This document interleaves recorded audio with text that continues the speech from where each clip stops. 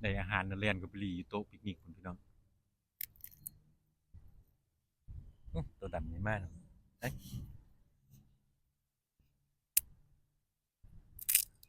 นั่งกินดีๆเงางามขนาดพี่น้องสีมัน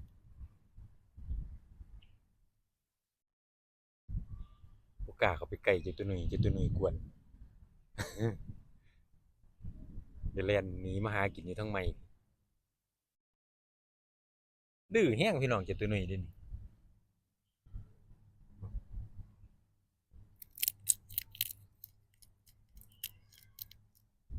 ดื้อคักดื้อเนี่ยเฮ้ย